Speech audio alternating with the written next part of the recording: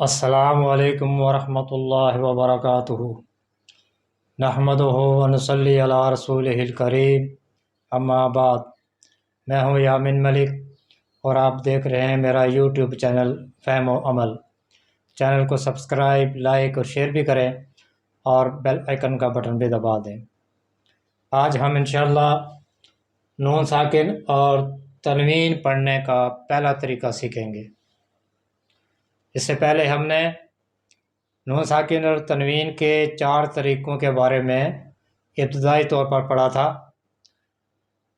آج ہم انشاءاللہ الگ الگ جتنے 4 طریقے ہیں ان کو الگ الگ پڑھیں گے، اور ان میں بھی ایک حصے میں نون ساکن کے ساتھ پڑھیں گے اور دوسرے حصے میں تنوین کے ساتھ پڑھیں گے۔ تو آج پہلا جو قانون ہے نون ساکن اور تنوین کا، اظہار، اس کے بارے میں پڑھیں گے۔ اظہار کا مطلب ہے نون ساکن یا تنوین کی آواز کا ظاہر کرنا، یعنی ناک میں چھپانا نہیں ہے، بلکہ نون ساکن یا تنوین کی جو آواز ہے اس کو ظاہر کرنا ہے۔ اور یہ جو قانون ہے، رول ہے اظہار کا، اس کے 6 حروف ہیں۔ 6 حروف پر یہ قانون لگتا ہے، اور وہ 6 حروف یہ ہیں: حمزہ ہا، عین ہا اور غین خا۔ یہ 6 حروف ہیں جن کو حروف حلقی بھی کہتے ہیں اور حروف اظہار بھی کہتے ہیں۔ اب ان پر نون ساکن یا تنوین کا جو قانون ہے وہ کس طرح سے لگتا ہے، اس کے لیے ایک شرط ہے۔ اس کو یاد رکھیں گے تو ہمیں یہ قانون آسانی سے سمجھ بھی آ جائے گا اور ہم اس کے مطابق قرآن کی تلاوت بھی کر سکیں گے۔ تو اس کی جو خاص شرط ہے اس کو یاد رکھنا بہت ضروری ہے، اور وہ یہ ہے کہ نون ساکن یا تنوین کے بعد، تنوین 2 زبر تنوین، 2 زیر تنوین اور 2 پیش تنوین، نون ساکن یا تنوین کے بعد اگر حروف اظہار، حروف اظہار سے مراد حمزہ ہا، عین ہا اور غین خا، یعنی 6 حروف، نون ساکن یا تنوین کے بعد اگر حروف اظہار میں سے کوئی حرف آئے تو وہاں نون ساکن یا تنوین کی آواز کا اظہار کریں گے، یعنی نون ساکن یا تنوین کی جو آواز ہے اس کو ظاہر کریں گے، ناک میں چھپائیں گے نہیں۔ یہ اس کی شرط ہے۔ اگر یہ جو ایک ہی شرط ہے، اگر اس کو یاد رکھا جائے تو اس قانون کو سمجھنا بہت آسان ہے۔ آج ہم انشاءاللہ نون ساکن کے حوالے سے یہ جو قانون ہے اس کے بارے میں آپ کے سامنے میں مثالیں رکھوں گا، اور دوسرے حصے میں ہم انشاءاللہ تنوین کے حوالے سے یہ جو اظہار کا قانون ہے اس کے بارے میں پڑھیں گے۔ یہ جو پہلی آپ کے سامنے مثال ہے، من آمنا، من آمنا۔ اب اس میں دیکھیں یہ نون ساکن ہے، اور نون ساکن کے بعد حمزہ ہے، نون ساکن کے بعد حمزہ ہے۔ یہی شرط یہاں پر ہے جو ہم نے پڑھی ہے کہ نون ساکن یا تنوین کے بعد اگر حروف اظہار میں سے کوئی حرف آئے تو اب یہ جو حمزہ ہے یہ حروف اظہار میں سے ہے، تو یہاں بھی ہم کیا کریں گے؟ سب سے پہلے ہم نے یہ دیکھنا ہوتا ہے کہ نون ساکن یا تنوین کے بعد والا حرف کون سا ہے۔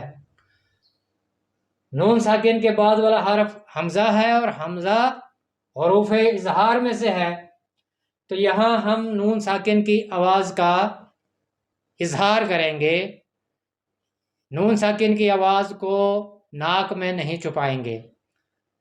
من آمنا، من آمنا۔ اس کے مقابلے میں جو دوسرا قانون ہے وہ ہم انشاءاللہ چوتھا قانون ہے وہ پڑھیں گے، وہ اخفا کا ہے، اور وہ ہے آواز نون ساکن یا تنوین کی آواز کو ناک میں چھپانا۔ تو اگر ناک میں چھپائیں تو پھر یہ قانون بدل جاتا ہے، یہاں نون ساکن کی آواز کا اظہار کرنا ہے، من آمنا، ین آونا۔ ین آونا میں دیکھیں نون ساکن ہے اور نون ساکن کے بعد حمزہ ہے، اور حمزہ حروف اظہار میں سے ہے، تو پہلی چیز ہم نے یہی دیکھنی ہوتی ہے کہ نون ساکن یا تنوین کے بعد والا حرف کون سا ہے۔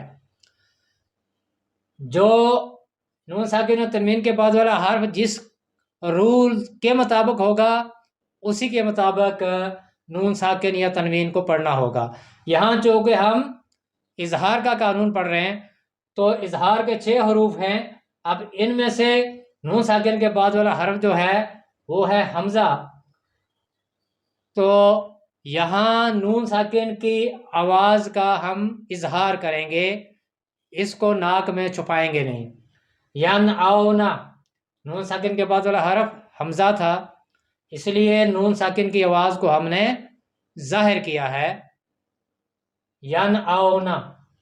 اس طرح یہ ہے ین ہاؤنا، یہاں پر بھی نون ساکن کے بعد والا حرف ہا ہے، اور ہا حروف اظہار میں سے ہے، تو یہاں بھی ہم نون ساکن کی آواز کا اظہار کریں گے، ناک میں چھپائیں گے نہیں، ین ہاؤنا، ین ہاؤنا۔ اس طرح یہ ہے انہو، یہاں نون ساکن کے بعد والا حرف ہا ہے اور ہا حروف اظہار میں سے ہے، تو یہاں نون ساکن کی آواز کا ہم نے اظہار کرنا ہے، ناک میں چھپانا نہیں ہے، انہو۔